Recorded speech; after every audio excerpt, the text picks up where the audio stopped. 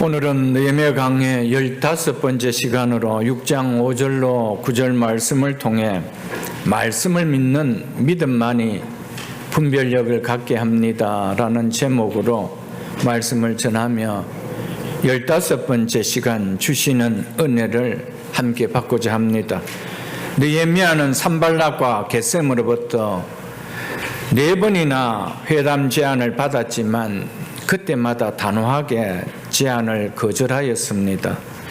산발락은 4번이나 자신의 제안이 느헤미야로부터 거절을 당하자 5번째로 다른 계략으로 느헤미야를 협박하여 자신의 제안에 응하도록 압박을 가합니다. 이에 대해 느헤미야가 어떻게 또 대응을 하였는지 그것이 오늘 본문의 내용입니다. 오늘 본문 5절은 이렇게 시작되고 있습니다. 산발락이 5번째는 그 종자의 손에 봉하지 않은 편지를 들려 내게 보냈는데, 산발락과 겟셈은 4번이나 신하들을 보내어 오노 평지에서 만날 것을 느헤미야에게 제안을 하였지만 4번 모두 거절당하자 이번에는 느헤미야에게 전달되는 과정에 다른 사람들이 그 편지의 내용을 다 볼 수 있도록 한 봉하지 않는 편지를 부하의 손에 들려 느헤미야에게 보내는 계략을 행하였습니다. 작성된 편지의 신빙성을 보장하기 위해서는 반드시 편지는 임봉을 합니다.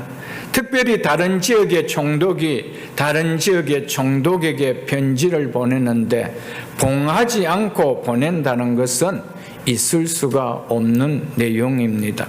그렇다면 사마리아 총독 산발락이 신하편으로 유다 총독 느헤미야에게 서신을 보내면서 전달자가 그 내용을 다 알 수 있도록 봉하지 않은 편지를 보냈다는 것은 이렇게 한 데는 어떤 의도가 이 속에 숨어 있을 거라는 생각을 이 말씀을 보는 자를 통하여 들게 합니다.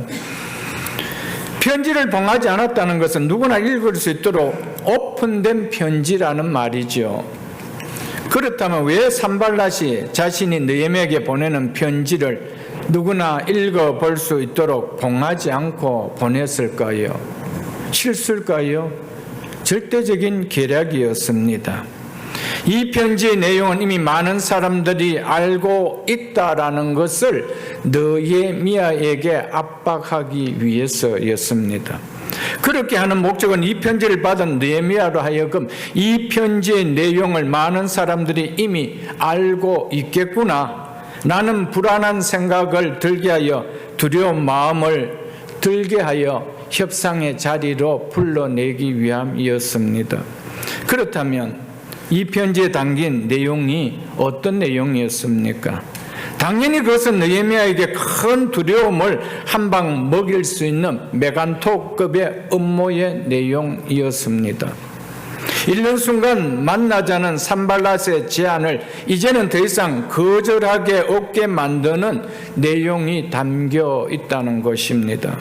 그것도 모든 사람이 이미 알고 있다는 것을 말해주기 위해서 봉하지 않은 봉하지 않는 편지를 이렇게 보냈다는 것입니다. 참 교묘한 술책이죠. 봉하지 않는 편지에 담긴 내용이 6절과 7절의 내용입니다. 이 정도로 사단은 개인도 신앙 공동체도 믿음으로 든든하게 세워지는 것을 심히 두려워하고 싫어한다라는 것을 우리는 본문을 통하여 우리가 알 수 있어야 합니다. 성도 여러분, 새벽이슬 교회는 이 시대에 참으로 사단이 두려워하고 싫어하는 정말 서문화 교회 같고 빌라델피아 교회와 같은 신앙 공동체가 되어야 합니다.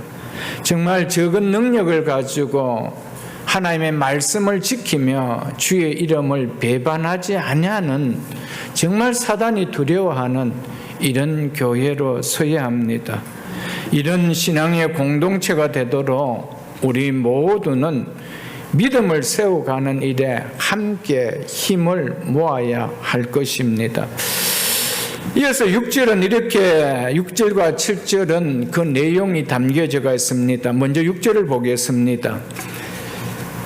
그 글에 이르기를 이방 중에도 소문이 있고, 이방 나라 백성들 가운데 느헤미야가 페르시아 왕에게 반역을 일으킨다는 소문이 파다하게 이미 퍼져 있다, 이런 의미입니다.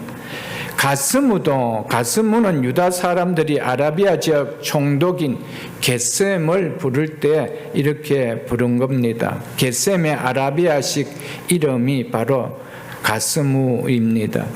이 가스무도 말하기를 너와 유다 사람들이 모반하리 하여 성벽을 건축한다 하니 네가 그 말과 같이 왕이 되려 하는도다. 이방인들 가운데 뿐만 아니라 겟셈과 같은 권위 있는 이방 총독에 의해서도 느헤미야가 이스라엘의 왕이 되기 위해 반역을 꾀하려고 성벽을 건축하는 것이라고 소문이 확정되고 있다는 것입니다. 산발랏은 예루살렘 성벽이 완성되면 이제는 전과 같지 않게 자신의 정치적 영향력과 팔레스타인에 대한 기득권이 크게 위축되는 것을 알았기 때문에, 그래서 이를 어떻게 해서라도 성벽 공사가 끝내 완성되지 못한 채 중단되게 하려고 이렇게 엄청난 거짓말까지 만들어 마치 사실인 것처럼 소문을 퍼뜨렸다는 것입니다.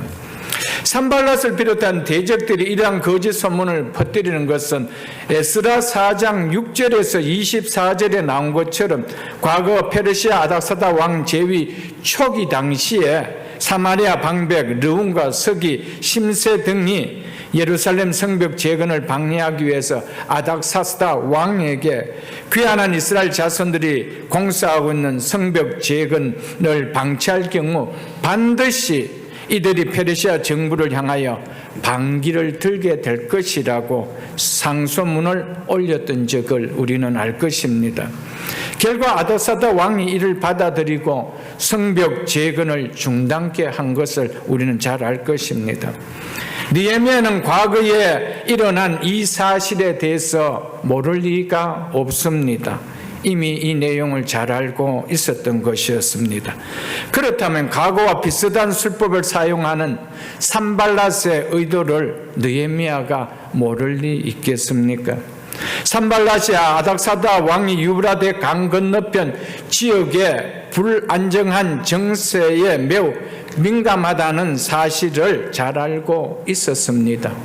이를 적절하게 이용하여 자신의 음모에 빠뜨려 성벽 공사를 중단하려게 하였다라는 것입니다. 이것을 느헤미야가 모를 리가 없었습니다.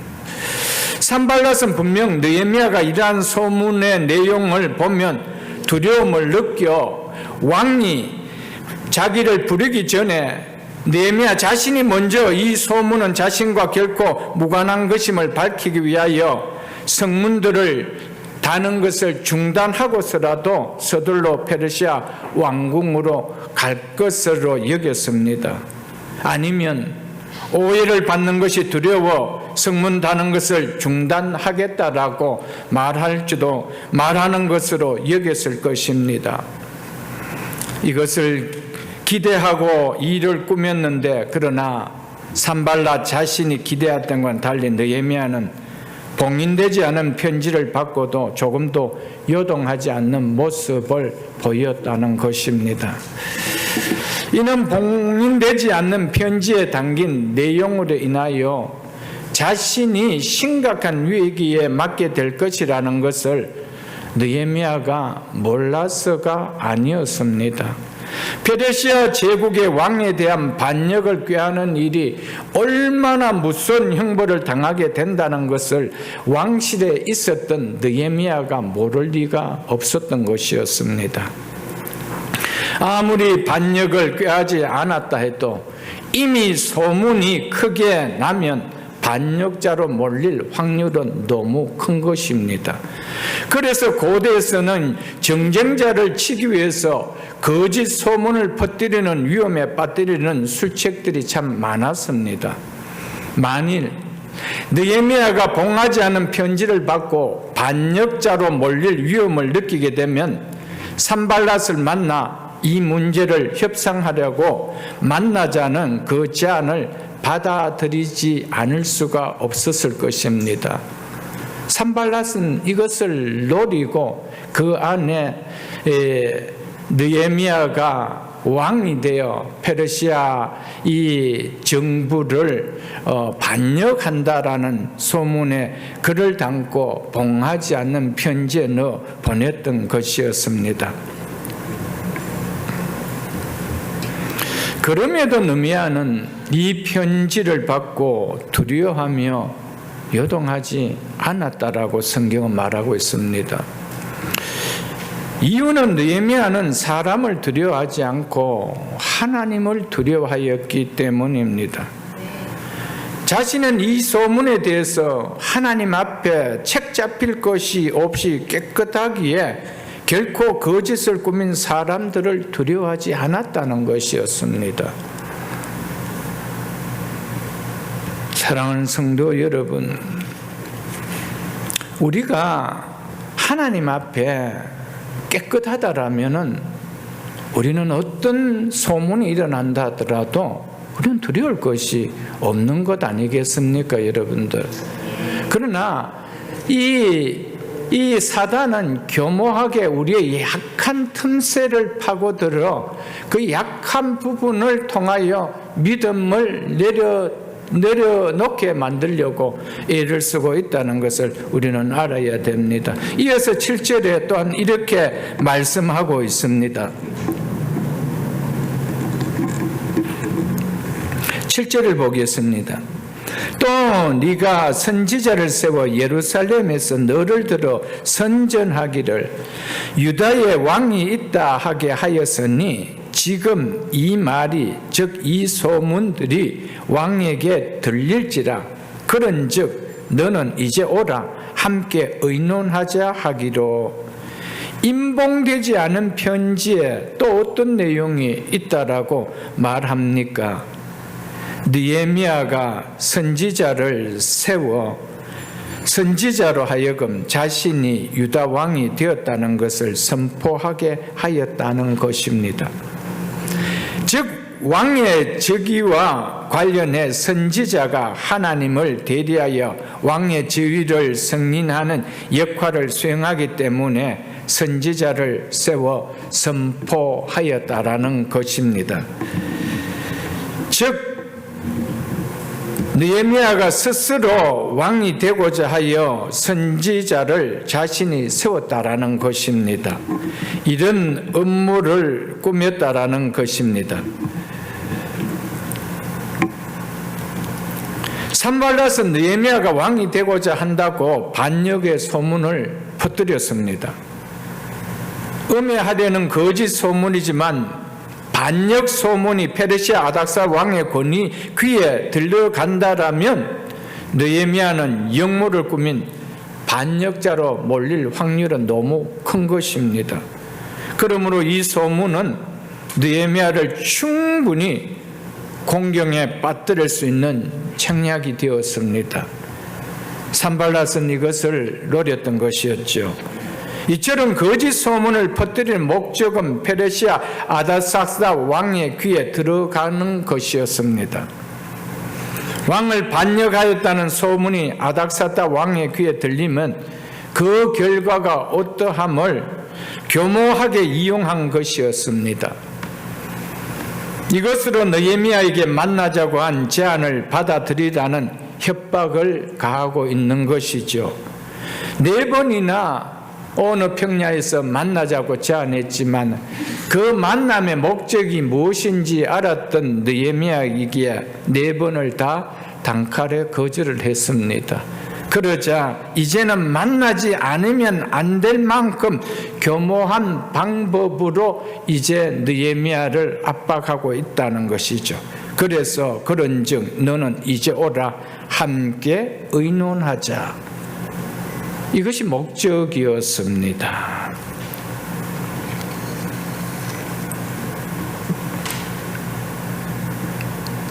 이 소문이 아닥사다 왕의 귀에 들어가는 것은 시간 문제일 뿐이라는 것이죠.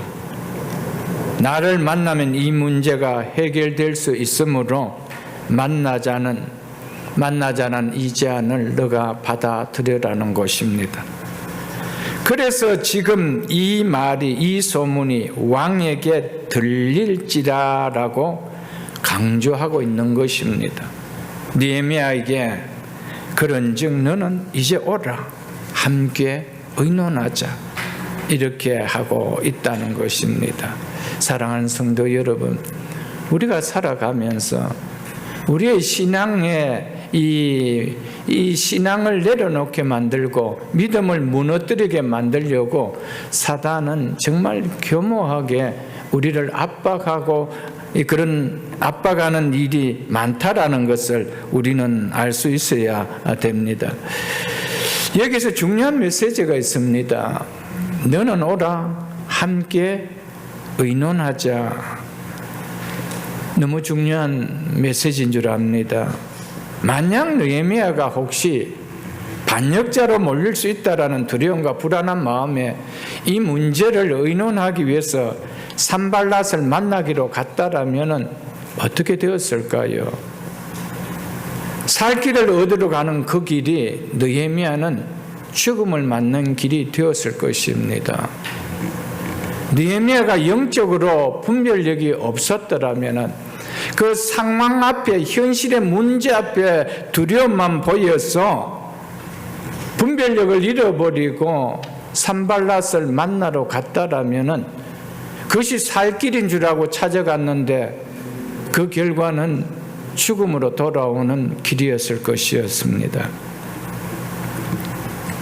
우리가 살아가면서 영적으로 분별력이 없기에 불행의 결과를 가져오는 길을 행복의 길로 착각을 하고 이 제안들을 받아들일 때가 너무 많습니다.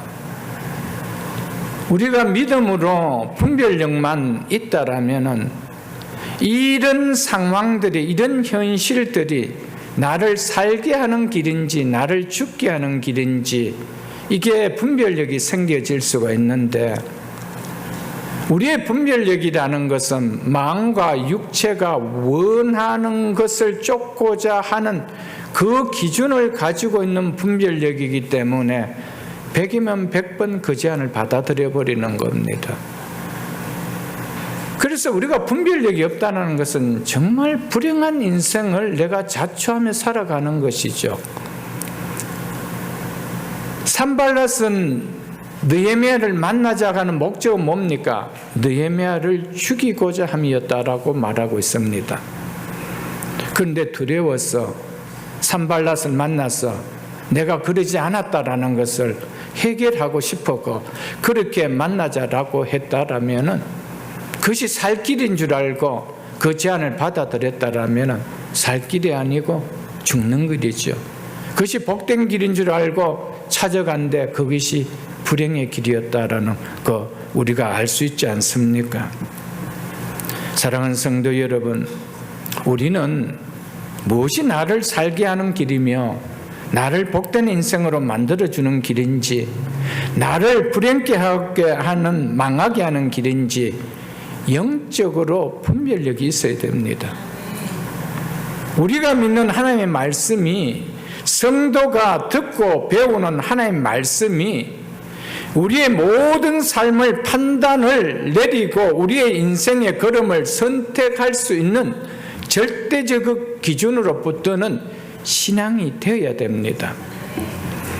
우리가 아무리 하나님 말씀을 많이 듣고 배운다 하지만은 그 말씀이 지식으로만 머물고 그것이 모든 상황에서 판단할 수 있는 실질적인 나의 것이 되지 않는다라면은 우리는 하나님의 말씀을 붙드는 완전한 지혜를 가지신 하나님의 말씀을 붙들고 선택하는 것이 아니고 한 치 앞을 모르는, 내일 일을 모르는, 아니 5분 뒤에 일을 모르는 내 지혜를 가지고 선택하기 때문에 나는 그것이 복된 길인 줄 알고 선택했는데 시간이 지나니 불행한 길이었다는 겁니다.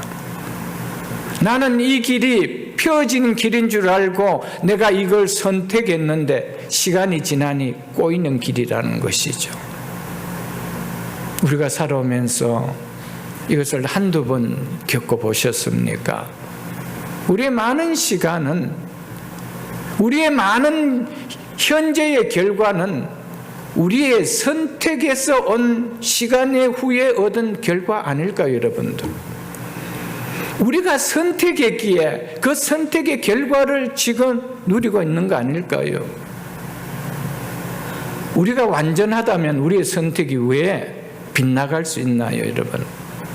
그런데 완전하지 못한 이 지혜가 가장 똑똑한 판단을 내린 것처럼 늘 결정하고 살기 때문입니다. 완전한 지혜는 하나님 한 분밖에 없습니다. 그분의 말씀밖에 완전한 지혜가 없다라는 사실을 여러분 기억하십시오. 그래서 시편 119편 105제 주의 말씀은 내 발의 등이요 내 길의 빛이라고 말씀했습니다. 주의 말씀만이 내 인생의 등이 되고 내 삶의 길이 되어질 수 있는 거예요. 그런데 내 기준이 내 인생의, 내 삶의 등불이 되고 빛이 된다라고 하니까 그 빛이 어떻게 바르게 비춰질 수가 있겠습니까? 그래서 시편 119편 165절에 보면 주의 법을, 주의 말씀을 사랑하는 자에게는 큰 평안이 있으리니 그에게 장애물이 없으리라. 왜? 주의 말씀은 내 삶의 등이 되고 내 인생 길에 빛이 되어지는데 장애물이 있겠어요? 여러분, 왜 넘어집니까? 걸리는 장애물을 보지 못하기 때문이죠.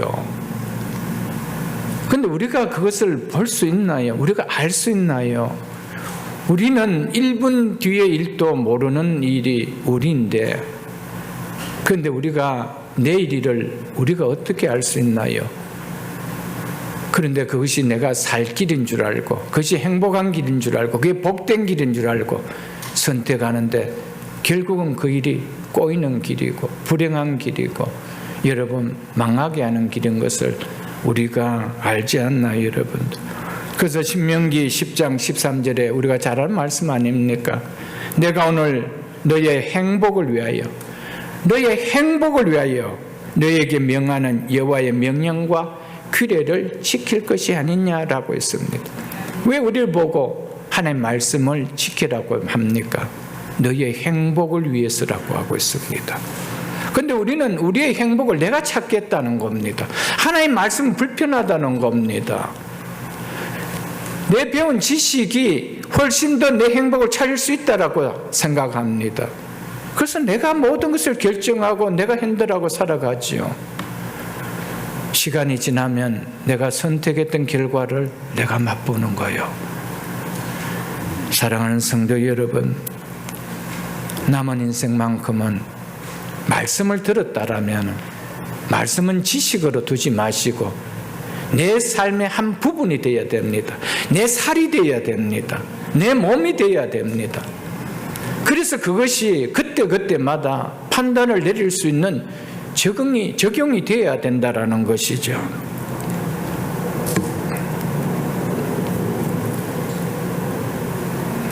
성도는 한 번 사는 인생을, 한 번 사는 삶의 문제를, 인생의 문제를 아무나 하고 의논하면 안 됩니다. 너는 오라, 함께 의논하자. 산발나게 의논하면 안 됩니다. 우리는 누구하고의 내 인생의 문제, 내 가정의 문제, 내 자녀들의 문제, 내 신앙의 문제, 내 인생의 문제를 의논해야 될지 이건 정말 중요한 내용이라는 것이죠. 아무것도 모르고 자라나는 내 자녀들의 양육에 대해 믿음 없는 세상의 가치관을 붙들고 사는 사람들과 의논해서 안 됩니다. 세상 공부 많이 했다라고 세상적으로 보기에 성공한 사람처럼 보인다고 해도 세상을 쫓아 사는 사람들과 의논해서 안 됩니다. 시편 31편 15절에 보면은 다윗은 나의 앞날이 주의 손에 있다 그랬습니다. 내 자녀들의 인생의 앞날이, 내 가정의 앞날이, 내 삶의 앞날이 조금 세상적으로 내 출세했다는 그들의 손에 있는 거 아닙니다. 하나님 손에 있습니다. 믿으십니까, 여러분? 잠언 16장 9절에 보면 사람이 마음으로 자기의 길을 계획할지라도 그의 걸음을 인도하신 이는 여호와시니라. 하나님이 우리의 인생을, 우리의 삶을, 우리의 가정을, 우리의 자녀들을 인도하십니다. 인도하시는 그분께 맡겨야 돼요. 그분하고 의논해야 돼요. 그분께 모든 것을 알아야 된다는 것이죠. 거기에 결과는 완전한 지혜에서 나온 결과입니다. 그래서 주의 법을 사랑하는 자에게는, 주의 말씀을 사랑하는 자에게는 큰 평안이 있으니 그들에게는 장애물이 없으리로다 라고 말씀하셨습니다. 여러분, 이 말씀을 지식으로 붙들지 마세요. 내 살이 되어야 됩니다. 말씀은 내 살이 되어야 돼요. 내 한 부분이 되어야 된다는 것이죠. 그럴 때 말씀 따라 내 삶이 따라가는 것이 아닐까요, 여러분들? 우리의 앞날 내 손에도 내 머리에도 탁월하게 보이는 사람의 말에도 있지 않습니다. 우리 하나님께 있습니다. 하나님께 기도하고 하나님을 경외하는 믿음으로 살 때 하나님께서 우리를 인도해 줄 도움자를 붙여주십니다. 하나님께서 하나님께 의뢰하고 하나님께 의논하고 하나님께 기도할 때 만나게 하는 도움자와 내가 저 사람이 똑똑하니 만나서 의논해야 되겠다는 만남하고는 확연하게 다릅니다. 그 차이는 너무 다르다는 것이죠. 하나님이 붙여주시는 만남, 그 만남에는 길이 있습니다. 하나님께서 사람의 인생을 이끌어 나가실 때 하나님께서 반드시 사람들을 만나게 해주십니다. 내가 찾아가는 것이 아니에요. 하나님이 만나게 해주십니다. 그래서 적절한 내가 필요한 지혜도 받게 되고 조언도 얻게 되고 그러는 것이죠. 그러나 하나님은 배제한 채 저 사람이 세상적으로 출세했으니까 성공한 사람이니까 명문학교 나온 사람이니까 저 사람과 의논하면 우리 자녀들 교육 잘 시킬 수 있지 않겠느냐. 누구를 의지합니까? 하나님이 아니에요. 하나님이 아니라니까. 그런데 하나님께 기도하면은 내가 생각지 못했던 사람을 만나서 그런 조언을 듣게 됩니다. 여러분, 누구를 만나서 어떤 문제를 통하여 내 인생을 해결하려고 하지 마십시오. 분명히 이 문제는 느헤미야에게 산발랏을 만나면 일단 두려운 문제는 내가 해결될 수 있을 것이다. 이것은 내가 한 말이 아니다. 나는 이런 일이 없다. 왜 이러느냐라고 따지며 이야기할 수 있었겠죠. 그러나 만나는 순간에 기다리는 것은 매복된 군사들에 의한 죽음이었습니다. 느헤미야는 분별력이 있었습니다. 만나야 될 사람과 만나지 않아야 될 사람을 분별했습니다. 성도가 이 분별력을 잃어버린다라면 아무것도 아닙니다, 여러분. 이 분별력을 잃어버린다라면 아무것도 아니에요, 여러분들.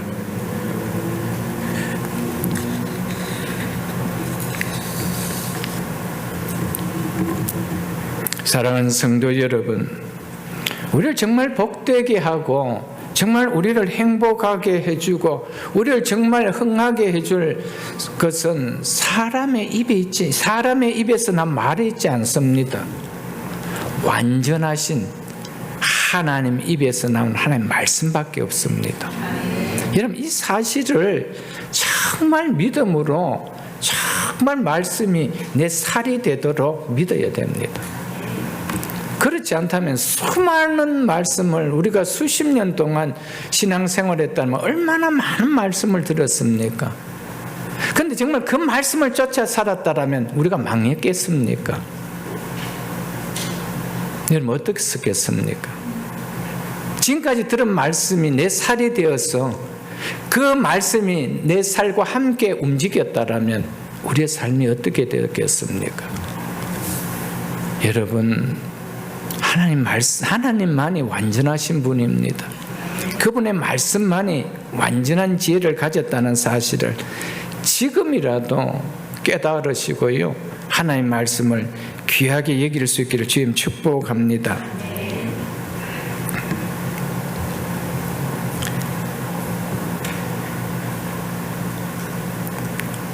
우리의 인생과 삶을 진정으로 조언해 주실 분이 여러분 누가 있을까요, 여러분들?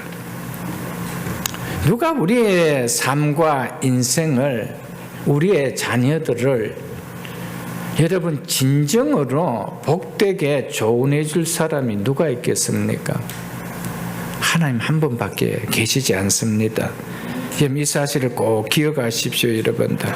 하나님 말씀밖에 없음을 믿을 수 있기를 주님 축복합니다. 그래서 교육주의 신앙은, 하나님 말씀인 성경은 우리의 신앙과 삶의 유일한 교본이다, 이렇게 말씀했습니다. 하나님 말씀을 떠나서 세상에서 먼저 그것을 답을 얻으려고 한다라면은 하나님 말씀은 우리에게 아무런 힘이 되지 않습니다. 능력이 되지 않습니다.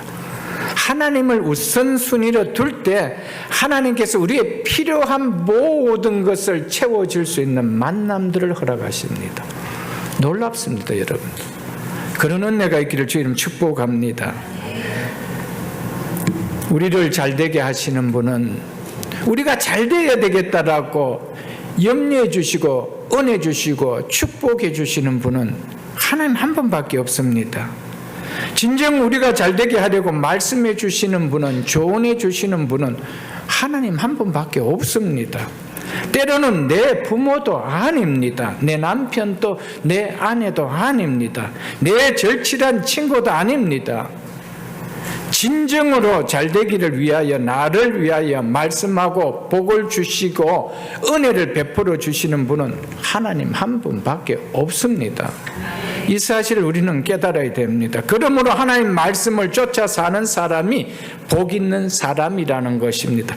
그래서 복 있는 사람은 오직 여호와의 말씀을 즐거워하여 그 말씀을 주야로 묵상하는 자라고 말씀했습니다. 그래서 그 말씀을 묵상하는 거예요. 그 말씀에 내가 그 말씀을 즐거워하는 것이죠. 왜요? 이 말씀이 내 인생을 복되게 한다는 것을 내가 너무나 확신하기 때문이죠. 그런데 사단은 우리를 자꾸 속입니다. 유혹합니다. 그렇게 살면 망한다라고 그럽니다.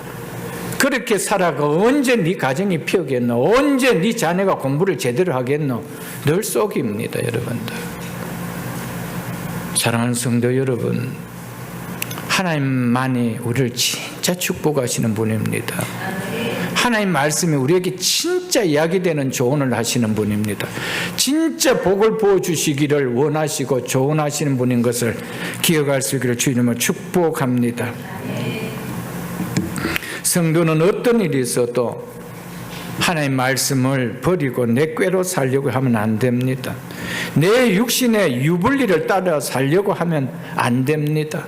단장은 내게 불이익을 당하는 것처럼 여겨질지라도, 단장은 답이 없는 것처럼 보인다 할지라도 완전한 지혜로 우리에게 말씀하시는 하나님의 말씀을 끝까지 의지하며 하나님 말씀에 순종하며 살 때 시간이 지나면 말씀을 의지하고 순종했던 결과를 우리는 열매로 보게 된다는 것이죠. 그렇지 않다면 우리가 왜 한 말씀을 듣고 우리가 하나님 말씀을 배워야 되지요? 아닙니다. 하나님 말씀 내 따로 아닙니다. 말씀은 나의 살이 되어야 됩니다. 말씀은 내 한 부분이 되어야 됩니다. 함께 가야 된다는 것이죠. 수년의 말씀을 들었지만은 말씀 나에게 어떤 능력이 되지 않아요. 어떤 지혜가 되지 않아요. 모든 지혜는 어디서 나옵니까? 내 머리에서 나오는 거예요. 내 마음에서 나오는 거예요. 내 생각에서 나오는 거예요. 아니 좀 부족하다면 세상적으로 좀 똑똑한 사람이니까 조언을 구하는 것이죠. 사랑하는 성도 여러분, 하나님 말씀을 미련할 정도로 믿고 나갈 때 단장은 불이익을 당하는 것처럼 보이고 단장은 불편하게 보이는 것처럼 보여도 시간이 지나면 그 말씀을 믿었던, 그 말씀을 믿고 순종했던 열매를 하나님 반드시 돌려주십니다. 여러분, 이게 믿음 아니에요, 여러분들? 이게 믿음 아닙니까, 여러분? 우리에게 이런 은혜가 누려지는 믿음 될 수 있기를 지금 축복합니다. 8절을 보겠습니다. 내가 사람을 보내어 그에게 이르기를 네가 말한 바 이런 일은 없는 일이요 네 마음에서 지어낸 것이라 하였나니. 산발랏이 봉하지 않은 편지에 기록한 내용은 결코 있지도 않은 지어낸 거짓말이라는 것입니다. 그래서 이들의 계획을 무력화시켜버립니다. 거절해버립니다. 산발랏이 느헤미야에게 이 소문이 머지않아 아닥사다 왕의 귀에 들어갈 수 있다는 것을 말하면서 함께 만나 이 문제를 의논하며 해결하고자 제안을 했지만 느헤미야는 이번에도 단호하게 거절을 합니다. 성도는 신앙을 허물게 하려는 사단의 유혹을 받아들여 이럴까 저럴까 저울 줄 보이면서 살아서는 안 됩니다. 저울 줄을 보이는 순간 100% 그 유혹에 넘어갑니다. 단호하게 끊어야 됩니다. 단호하게 느헤미야처럼 끊어야 됩니다. 이게 어떨까 저게 어떨까. 그러면 항상 우리가 마음과 육체가 원하는 쪽으로 우리는 행동을 나타내게 됩니다. 그 순간 신앙은 아무것도 아닌 것처럼 보입니다. 단장 현실이 훨씬 더 매력적으로 오기 때문이라는 것입니다. 그러면서 그 소문은 산발랏이 그 마음에서 지어낸 것이라. 아멘. 여러분, 이걸 말할 수 있어야 됩니다. 그것이 내 인생을 복되게 한다. 사단이 꾸며낸 이야기야. 오늘 단호하게 끊을 수 있어야 됩니다.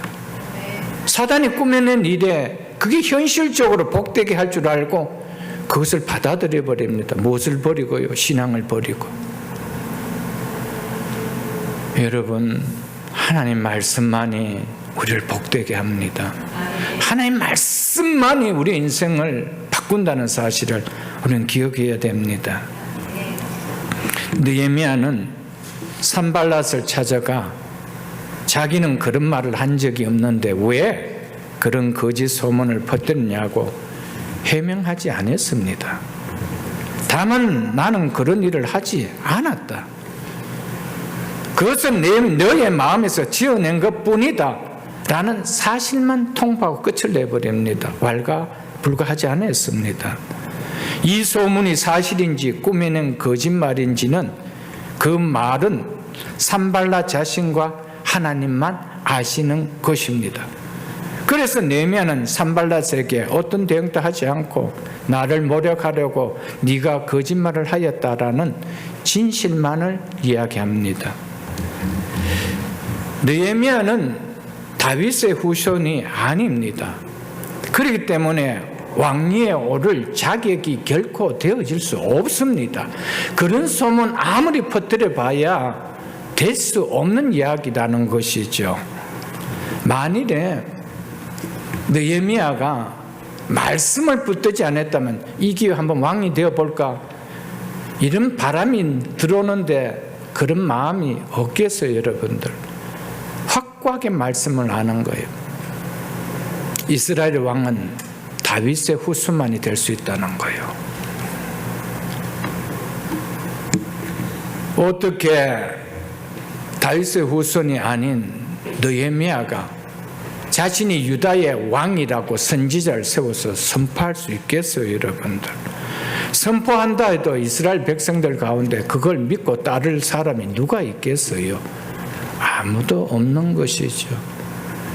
여러분, 우리도요, 말씀이 우리의 심령 속에 들어오지 않으면은, 우리는 어떤 유혹 속에 들어오면은 세상적인 판단, 육체적인 판단, 이런 판단에서 유불리를 따집니다. 유익할까, 불리할까? 신앙적으로, 영적으로, 믿음적으로 이게 불리할까, 손해가 있을까? 이거 따지지 않는다는 것이죠. 여러분, 말씀은 진짜 우리의 삶에, 내 몸에 살이 되어야 돼요. 그럴 때 분별력이 생기지, 그렇지 않으면은 세상과 육체가 원하는 유불리에 따라서 이 신앙은 헌 고무신짝처럼 여겨질 수도 있고요, 정말 아무것도 아닌 것처럼 여겨질 수도 있는 거예요. 그러나 느헤미야는 그러지 않았다라는 것을 우리에게 말해주고 있습니다. 없는 일을 상대에게 치명을 가하기 위하여 이렇게 있는 일처럼 거짓말을 꾸미는 것이 있죠. 왜 그렇습니까? 상대에게 치명타를 가하기 위해서입니다.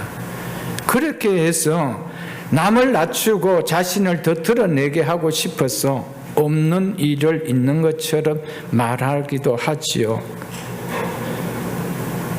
우리가 없는 일을 있는 것처럼 하는 것도 나쁘지만은 상대에게 나쁘다는 것을 더 부각시켜 치명타를 주기 위하여 더 부풀려서 말하는 것도 결코 바람직하지 않다라는 것을 우리는 깨달아야 됩니다. 성경은 우리에게 거짓말하지 말라라는 것을 정말 얼마나 중요하게 여기는지 모릅니다. 에베소서 4장을 한번 펴보겠습니다. 신약성경 314쪽입니다. 신약성경 314쪽. 에베소서 4장 22절로 24절입니다. 에베소서 4장 22절로 24절입니다. 너희는 유혹의 욕심을 따라 썩어져가는 구습을 따르는 옛사람을 벗어버리고 오직 너희의 심령이 새롭게 되어 하나님을 따라, 즉 하나님의 형상을 따라 의와 진리의 거룩함으로 지으심을, 즉 창조함을 받은 새사람을 입으라. 옛사람을 벗어버리고 새사람을 입으라는 것이 구체적으로 무엇인지를 말하는지를 25절 이하에서, 그 이하에서 말해주고 있습니다. 25절 보겠습니다. 그런즉 무슨 말입니까? 새사람을 입었으면 이 말입니다. 너희가 새사람을 입은 자가 맞다면 첫 번째 무엇을 버려야 된대요? 무엇을 버리는 것이 새사람이래요? 거짓을 버리고 라고 하고 있습니다. 옛사람의 주된 특징이 거짓말이라는 것입니다. 그리고 새사람의 특징이 의와 진리와 거룩함이기 때문에 거짓을 버리라고 했습니다. 총신대 서철원, 옛날에 교수로 계셨던 서철원 교수가 이 부분을 그가 주석을 하면서 이렇게 주석을 해놓았습니다. 진리에 속한 그리스도인이라고 하면서 거짓말을 계속하거나 상황에 따라서 거짓말을 반복하는 사람은 그리스도인이 아니다. 그는 변화된 새 사람이 아니다. 그러므로 거짓말하는 사람은 그리스도인으로서 파산 선고를 받은 사람이다. 죽느냐 사느냐의 문제가 걸려 있지 않으면 그리스도인은 거짓말하면 안 된다라고 그렇게 그의 주석에 써놓았습니다. 왜냐하면 사단의 본질이 거짓말하는 것이기 때문입니다. 그리고 진리는 참은 하나님의 본질이기 때문입니다. 그래서 로이드 존스 목사님도 에베소서 강해에서 거짓을 말하는 것은 마귀와 친밀한 관계에 있다는 것을 드러내는 것이다. 습관적인 거짓말은 마귀의 나라에 속한 것이다 라고 말했습니다. 여러분, 두 분의 말씀을 우리는 귀담아 들어야 됩니다. 그리스도인들은 거짓말이 자신의 벗이 되면 안 됩니다. 정말 죽고 사는 문제가 아니라면, 이것이 습관화되어진다라면 그는 마귀에게 속한 자이지 새사람을 입은 그리스도께 속한 자가 아니라고 말하고 있습니다. 그 다음 이어서 이렇게 이야기합니다. 그래서 각각 그 이웃과, 물론 이웃을 포함하고 있는 말이지만 여기서는 1차적으로 교회 공동체 지체들을 가르칩니다. 그들과 더불어 참된 것을 말하라. 이는 그리스도 안에서 새 사람이 된 그리스도인이 거짓말을 버리고 참된 것을 말해야 된 이유는 이 말이죠. 우리가 서로 지체가 되었기 때문이라는 겁니다. 지체들 향하여 거짓말을 하면 진리 안에 하나가 된 공동체는 무너질 수밖에 없기 때문이라는 겁니다. 분열을 가져오는 것은 죄입니다. 죄가 분열을 가져오기 때문입니다. 공동체를 파괴하는 것은 죄입니다. 죄가 가져오기 때문에, 그래서 우리가 서로 지체되었기 때문에 참된 것을 말하라고 말하고 있습니다. 거짓을 버리고 지체들과 더불어 참된 것을 말하라. 이 말씀을 우리는 기억해야 됩니다. 그도 안에 새 사람이 되었다는 첫 번째 표가 무엇이라고 말하는 겁니까? 참을 말하는 것이다 라고 말하고 있습니다. 바울은 그도 안에서 새 사람이 된 그리스도인의 근본적인 특징은 거짓을 버리고 참을 말하는 것이다 라고 말하고 있습니다. 그러므로 참을 버리고 거짓말을 좋아하고 아무런 가책도 없이 거짓말을 말하면 그는 이미 셋사람이기를 그친 것이다. 아니면 아직 셋사람이 되지 못하고 교회 생활하고 있는 것이다 라고 서철원 교수는 그의 주석에서 이렇게 말해 놓았습니다. 우리는 이 말씀을 성도인 우리들이 좀 귀담아 들을 수 있기를 축복합니다. 29절을 보겠습니다. 거기야 29절. 무릇 더러운 말은 너희 입 밖에도 내지 말고 오직 덕을 세우는 데 소용되는 대로, 즉 기회가 닿는 대로 선한 말을 하여, 즉 지체들을 세우고 주님의 몸담기운 데 세우는데 필요한 말을 하라는 말입니다. 그리고 듣는 자들에게 은혜를 끼치게 하라. 30절에 하나님의 성령을 근심하게 하지 말라. 교회를 분열시키고 교회를 무너뜨리는 행위에 성령께서는 근심한다라고 이야기합니다. 왜냐하면 성령은 교회를 하나 되게 하시는 영이기 때문에, 죄는 교회를 무너뜨립니다. 교회를 분열하는 것입니다. 그래서 에베소 4장 3절에 보면 평안을 매는 줄로 성령에 하나 되게 하신 것을 힘써 지키라고 하고 있습니다. 성령을 겸심되게 하는 행동을 하면은 첫째 기도가 나오지 않습니다. 왜냐하면 기도는 성령의 도우심으로, 성령의 힘으로 나오기 때문입니다. 여러분, 성령을 근심케 해서는 안 됩니다. 우리는 하나님을 교회 공동체 안에서 하나님을 성령을 근심케 하는 일은 우리는 만들어서는 되지 않는다는 사실을 꼭 기억할 수 있기를 주의 이름으로 축복합니다. 오늘 본문에 돌아가면 이렇게 말씀하고 있습니다. 네가 말한 바 이런 일은 없는 일이요 네 마음에서 지어낸 것이라, 즉 거짓말이라, 이렇게 말하고 있죠. 거짓말의 출처가 어디에 쓰인지 예수님이 친히 말씀해 주셨습니다. 요한복음 8장 44절을 보겠습니다. 신약성경 159쪽입니다. 신약성경 159쪽 요한복음 8장 44절입니다. 요한복음 8장 44절. 요한복음 8장 44절입니다. 너희는 너희 아비 마귀에게서 났으니 너희 아비의 욕심대로 너희도 행하고자 하느냐?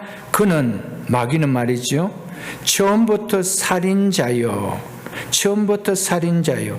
거짓말로 아담과 하와에게 영적 생명을 빼앗은 자들입니다. 그래서 그들을 가리켜서 살인자라고 이야기했던 것입니다. 그 DNA가 흘러 들어가니까 그 아들 가인이 동생 아벨을 죽이지 않나요, 여러분들? 그래서 거짓말로 아담과 하와의 영적 생명을 빼앗았고 그들을 통하여 인류 전체가 죽음을 가져다 준 장본인이 바로 누구라는 겁니까? 마귀라는 겁니다. 사단이라는 겁니다. 그래서 그는 처음부터 살인자요. 그래서 그가 처음 이 땅에 와서 행한 것이 뭡니까? 아담과 하와 영적 생명을 뺏어버리고 그를 통하여 온 인류의 생명의 죽음을 가지고 했던 장본인이었습니다. 그래서 그는 살인자라고 이야기하고 있습니다. 이어서 이렇게 말씀하고 있습니다. 진리가 그 속에 없으므로 진리에 서지 못하고 거짓을 말할 때마다 제 것으로, 거짓을 말할 때마다 제 것으로, 즉 자기의 본성으로, 이 말입니다. 즉 자기의 본성을 따라 말하나니 이는 왜냐하면, 이 말입니다. 왜냐하면 그가, 마귀는 뭐기 때문이요? 거짓말장이요, 거짓의 아비가 되었기 때문이라, 이렇게 말하고 있습니다. 사랑하는 성도 여러분, 그래서 그 거짓의 아비에 속해 있었던 진노의 자녀인 우리를 예수 그리스도께 속하여 새 피조물이 되게 하셨으면, 새 사람이 되게 했었을 때 이제 첫 번째로 드러내야 될 것이 뭐라는 겁니까?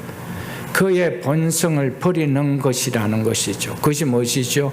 거짓을 버리고 참 것을 말하는 것이라고 했습니다. 이 아담이 얼마나 첫 번부터 거짓말한 자였는지 창세기를 우리가 훑어봐야 됩니다. 창세기 2장을 보겠습니다. 성경 제일 첫 번째 성경인 창세기 2장 16절을 보겠습니다. 창세기 2장 16절입니다.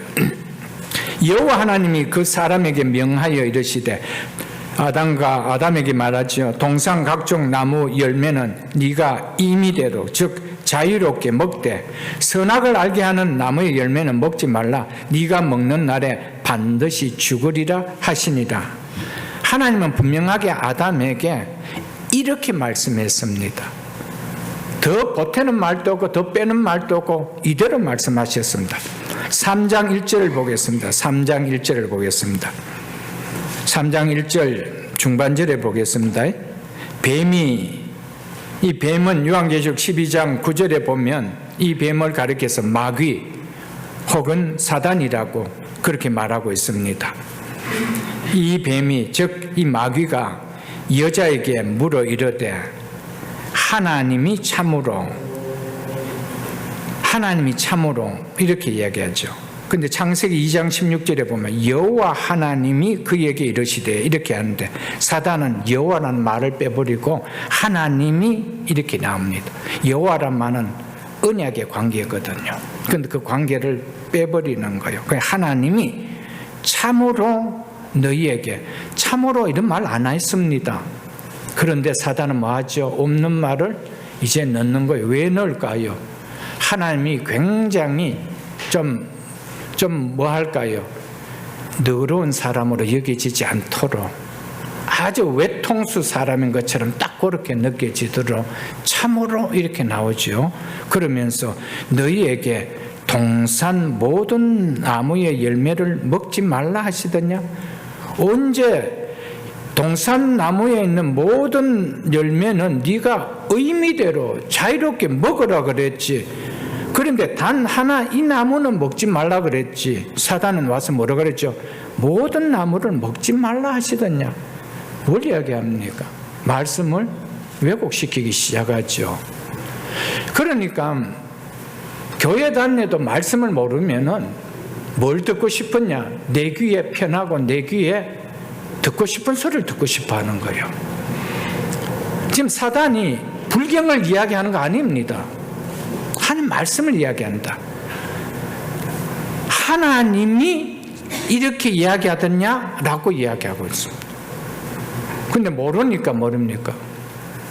동산 전체 나무를 먹지 말라 하시더냐? 이렇게 나오지요. 이처럼 사단은 하나님 말씀의 진정성과 확실성에 의문을 갖도록 말합니다. 참으로 먹지 말라 하더냐? 이렇게 나옵니다. 그냥 먹지 말라 하더냐 이러면 되는데 참으로 먹지 말라 하더냐.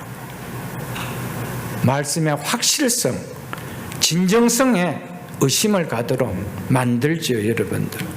그리고 하나님이 굉장히 우리를 못 살게 구는 부정적인 이미지로 부각시킵니다.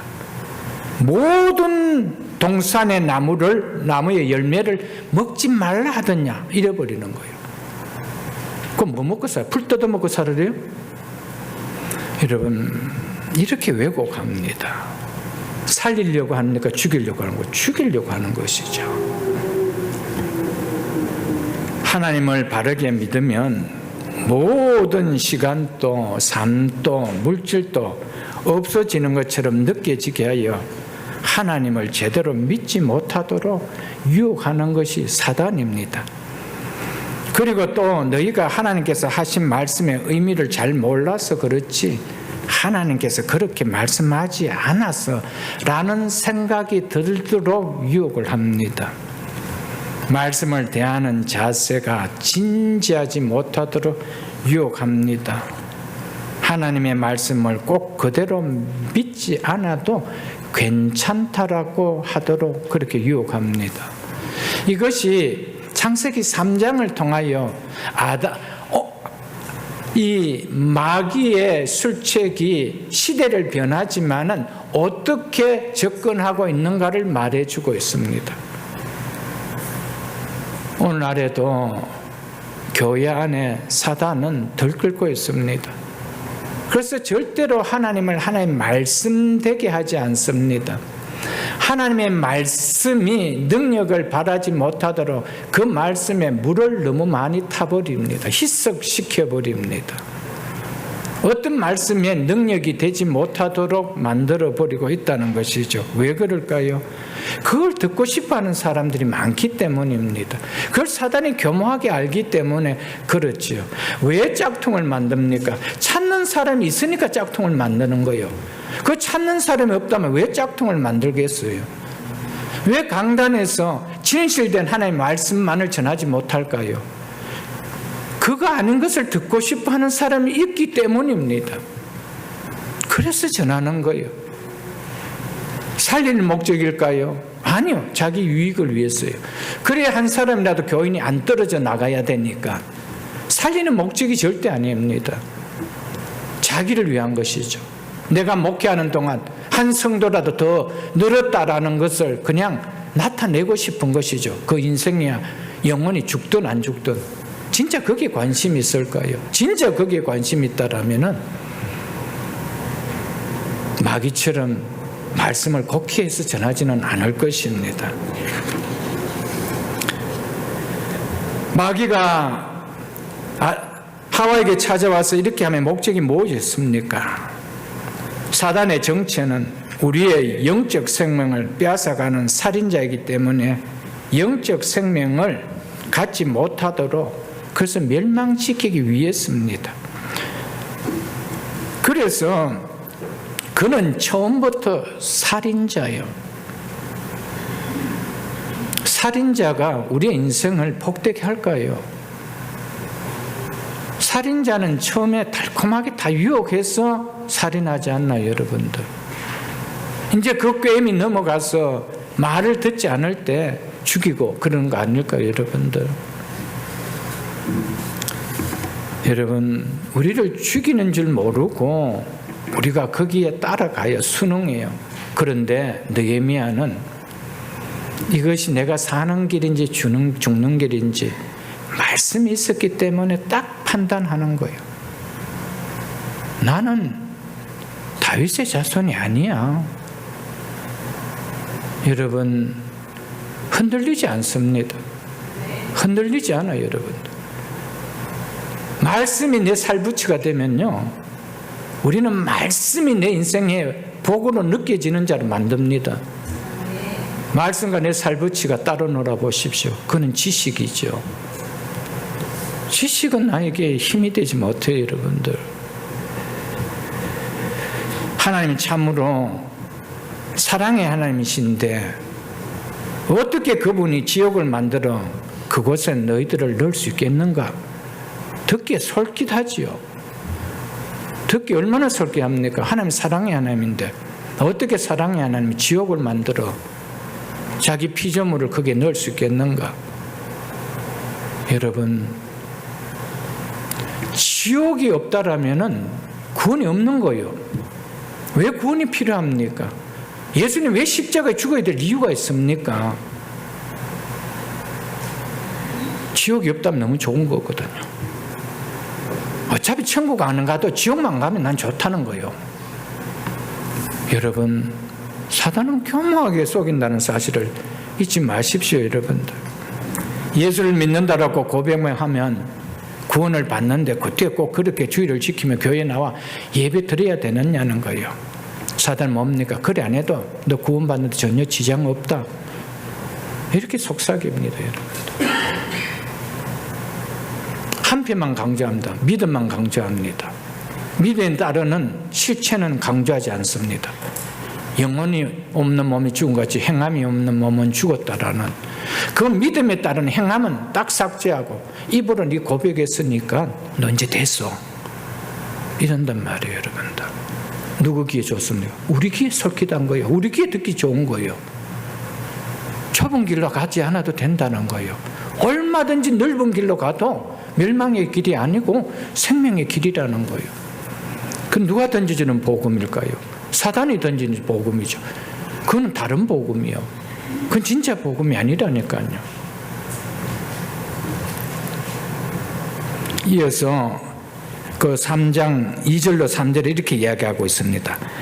아담이 참 여자가 뱀에게 마귀에게 말하되 동상 나무 열매를 우리가 먹을 수는 있으나 임의대로 자유롭게 먹을 수 있으나 이래야 되는데 임의대로 자유롭게 요건 쏙 빼버리는 거예요. 그냥 먹을 수나 있으나 그럼 어느 정도 먹으라는 것도 이야기하는데 하나님 분명히 다 먹어라. 네 임의대로 먹어라 이야기하는데 이걸 이야기하지 않는 것이죠.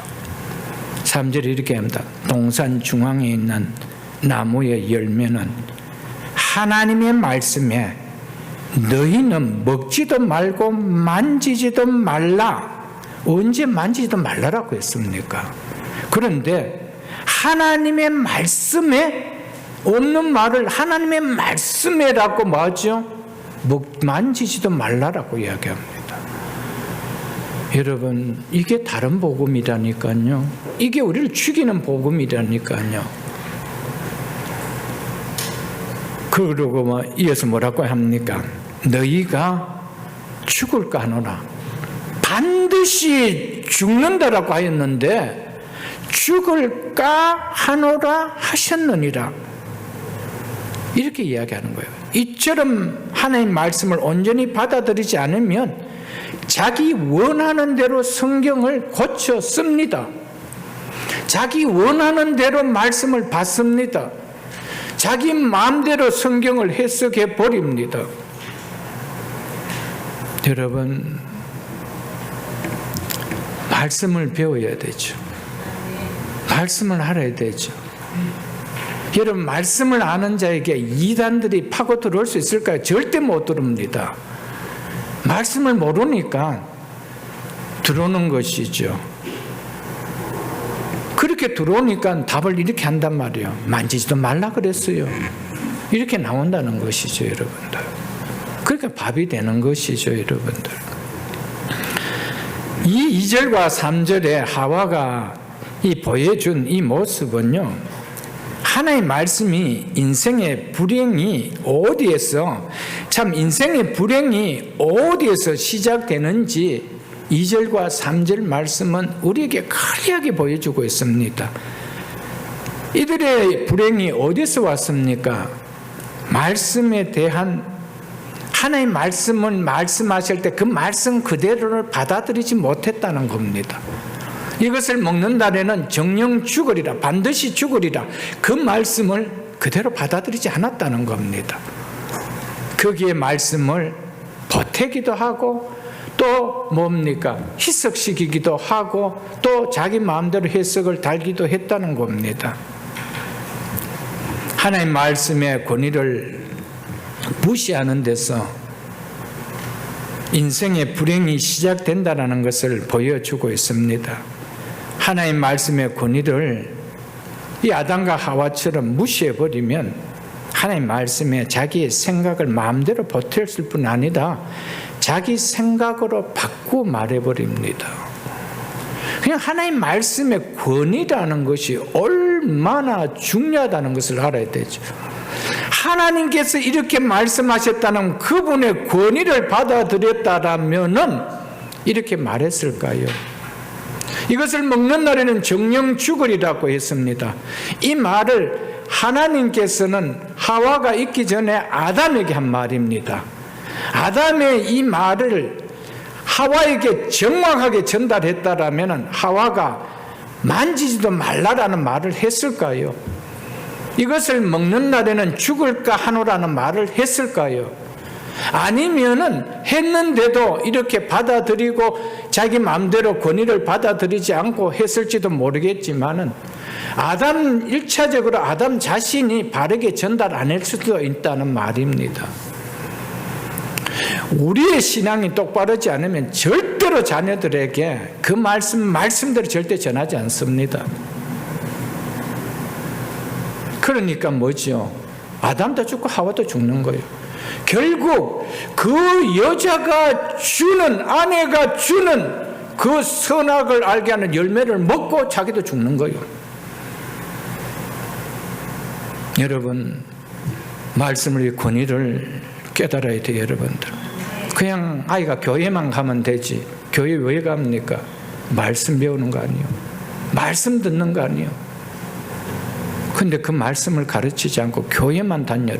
뭐 하라는 거예요? 종교생활만 하라는 것이죠. 종교생활에는요, 말씀이라는 것은 아무것도 아니에요, 여러분들. 그냥 장난감도 안 되는 거예요. 마음대로 왜곡하고 마음대로 비틀고 마음대로 하지, 여러분. 그런 자들이 교회 안에 차고 넘치니까 오늘 교회가 진짜 복음이 없고 정말 복음의 물탄 복음들이 판을 치지 않아요, 여러분들. 이것을 너무 보잖아요, 여러분들. 진짜 말씀을 받는다라면 성도들의 삶이 오늘같이 그렇게 살까요? 교회가 세상을 향하여 그렇게 욕을 얻을 수 있을까요? 목회자들이 하나님의 말씀의 권위에 붙들려 산다면 목회자가 세상을 향해서 그렇게 욕을 얻을 먹을 수 있을까요, 여러분들? 정말 가당치도 않은 현실이 교회 안에 일어나고 있죠, 여러분들. 그것은 말씀의 권위를 무너뜨렸던 우리의 책임인 것을 우리는 기억해야 됩니다.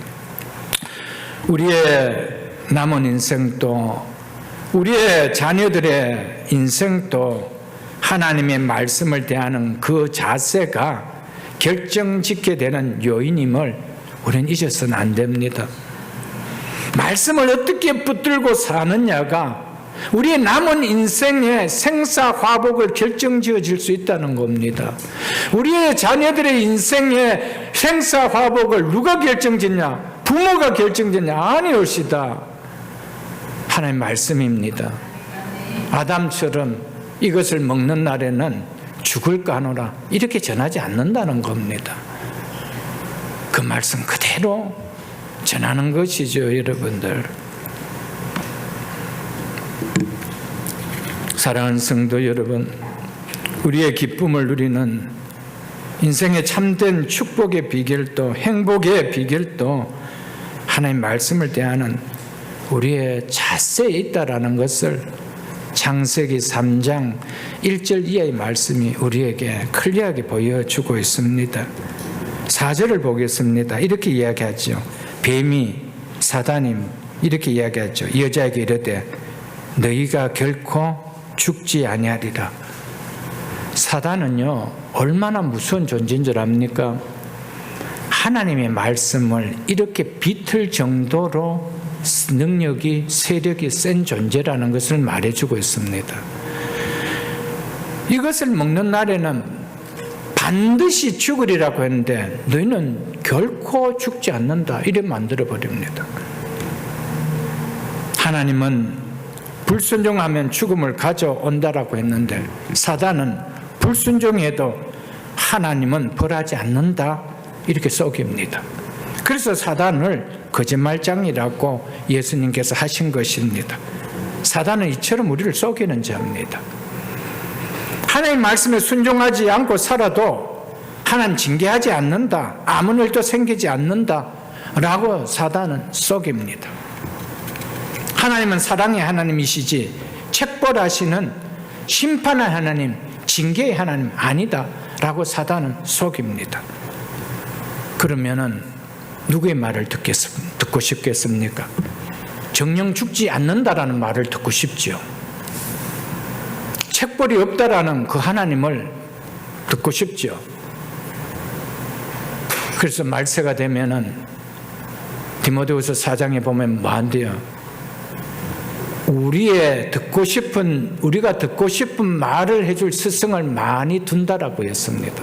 내가 듣고 싶은 말을 듣고자 하는 그런 스승을 많이 두고 많이 따라간다라고 했습니다. 사랑하는 성도 여러분, 하나님의 말씀만이 진리입니다. 여러분, 진리되는 하나님의 말씀을 모르고 그냥 교회만 다녀보십시오. 우리의 삶이 믿지 않을 때에 내가 모든 것을 판단하고 내가 모든 것을 결정했던 내 삶과 다를 바가 뭐가 있나요? 말씀은 내 살이 되어야 되는 거요. 내 살붙이가 되어야 되는 거요.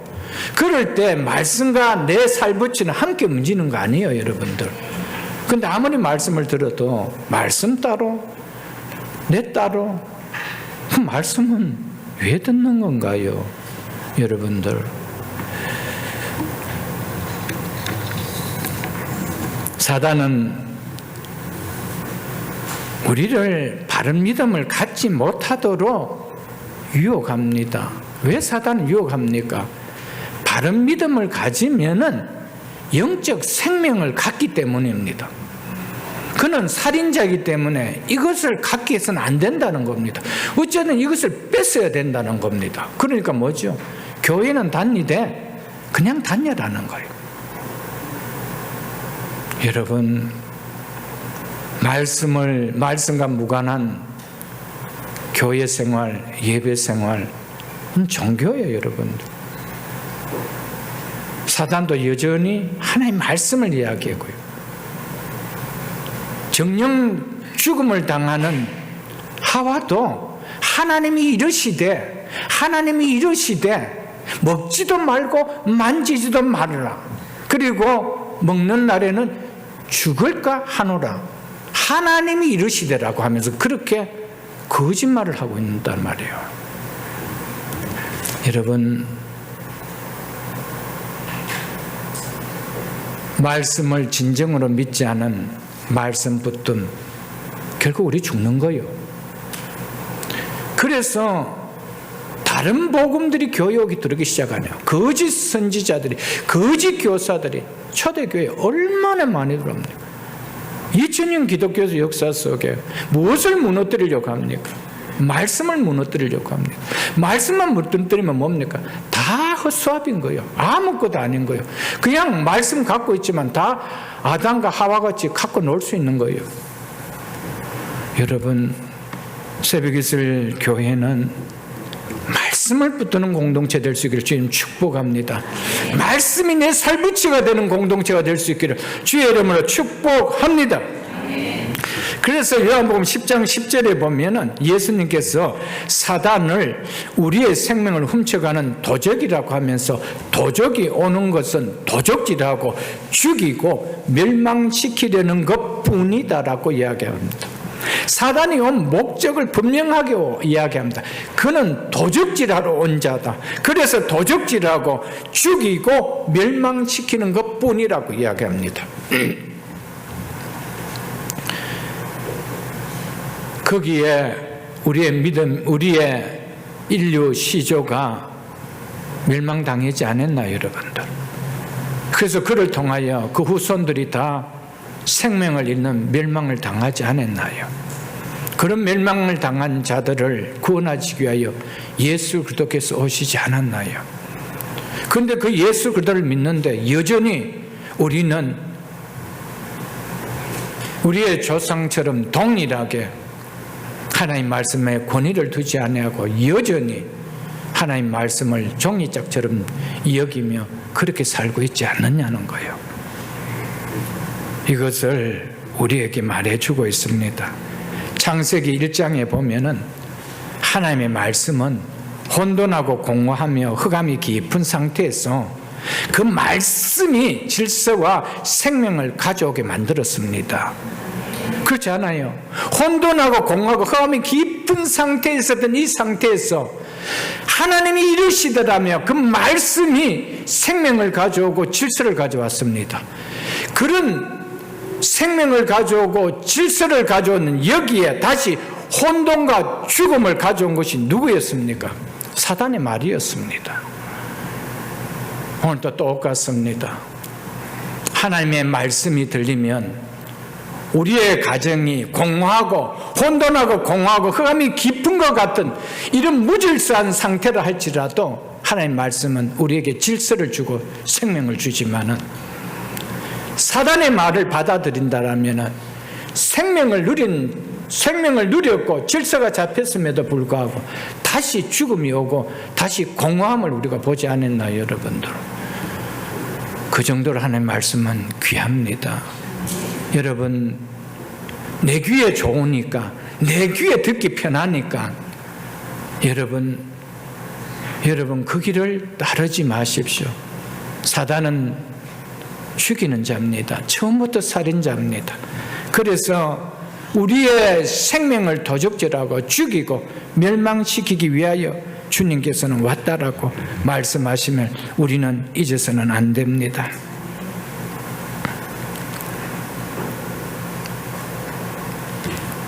우리가 하나님을 믿는다 해도 하나님 말씀을 믿는 믿음이 되지 않으면 무엇이 내 삶과 내 인생을 복되게 하는지 분별력이 나오지 않습니다. 아담도 하와도 분별력이 없었습니다. 이것을 먹는 날은 정령 죽으리라. 이 말씀을 자기의 살붙이로 여겼다라면 그들은 그렇지 않았어요, 여러분들. 분별력이 없는 거예요, 여러분들.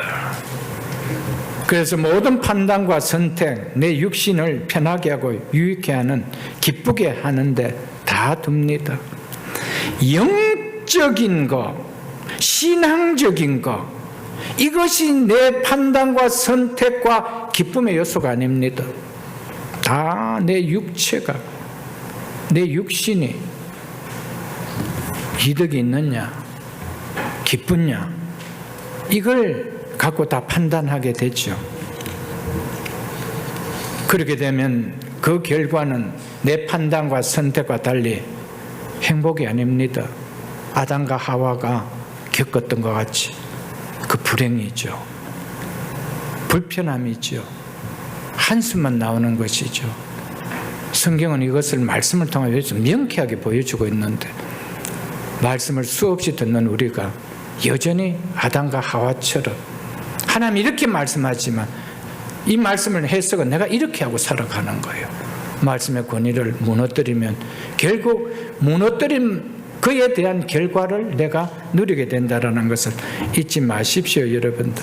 분별력이 없으면 말씀을 왜곡하는 사단의 유혹에 넘어가지만 거짓 영에게 지금 자신의 꼬dem을 받고 있는지도 알지 못한 채 거짓말에 쉽게 또 나올 수도 있다는 것을 잊지 마십시오, 여러분들.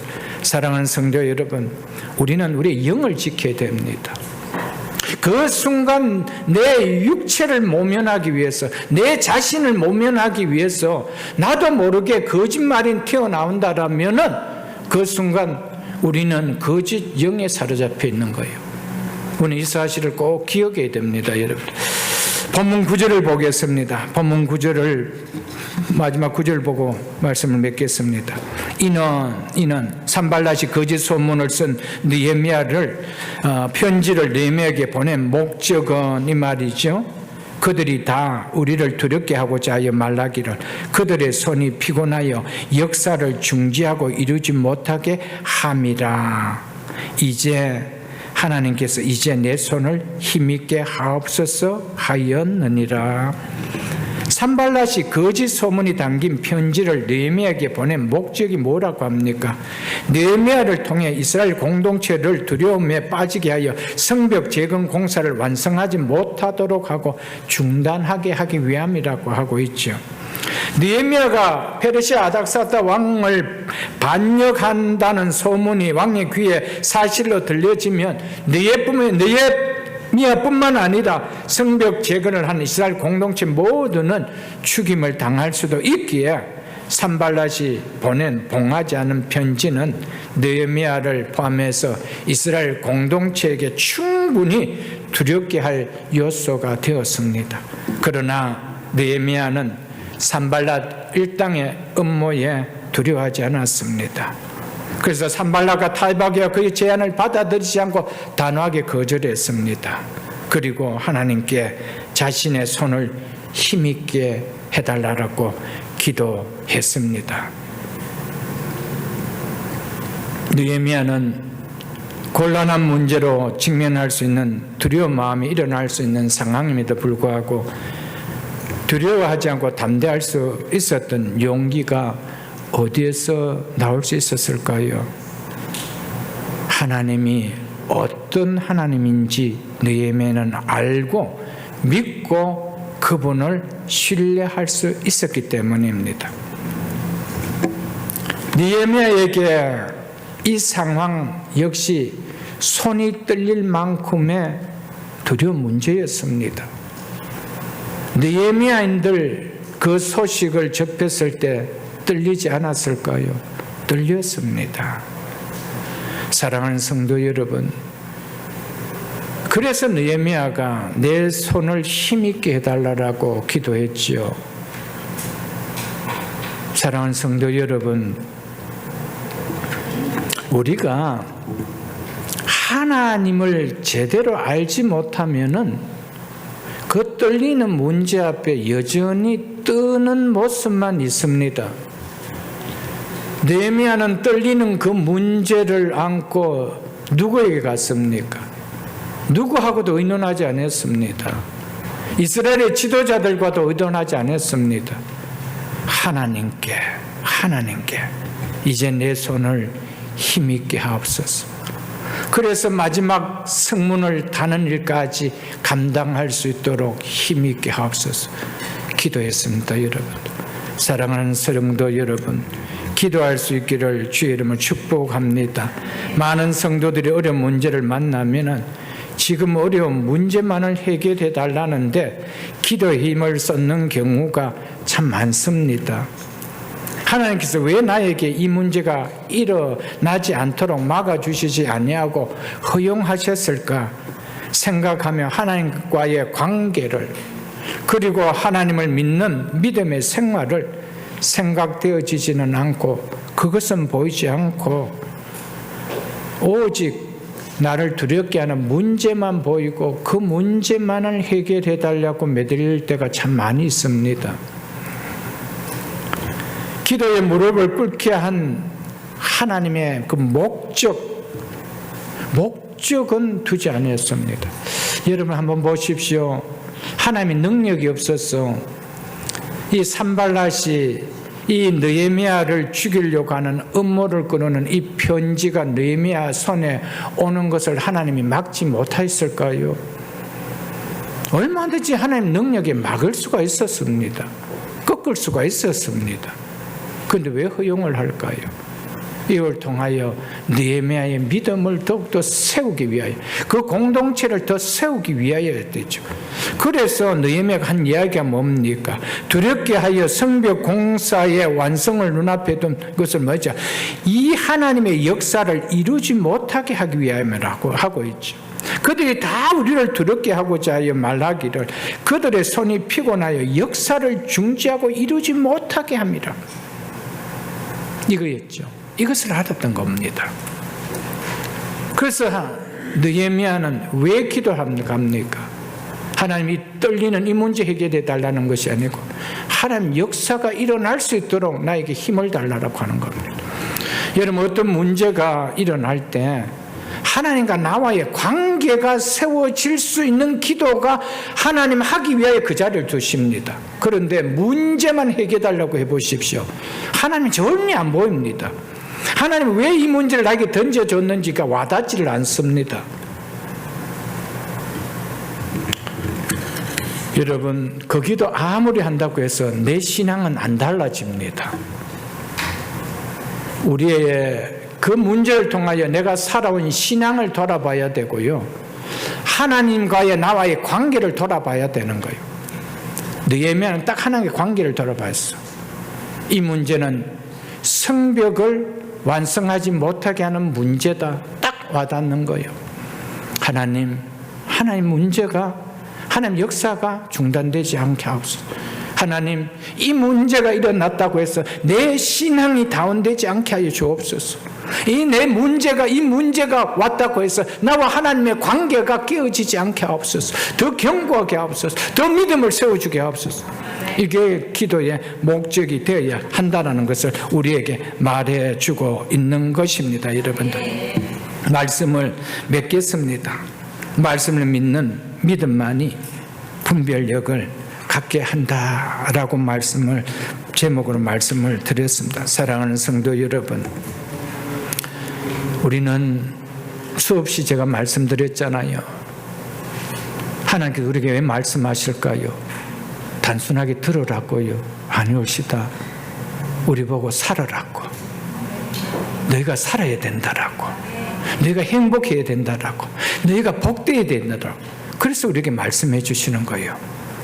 그런데 그 말씀이 들리는 그 순간으로 끝나버린다라면 우리에게는 분별력이 없습니다.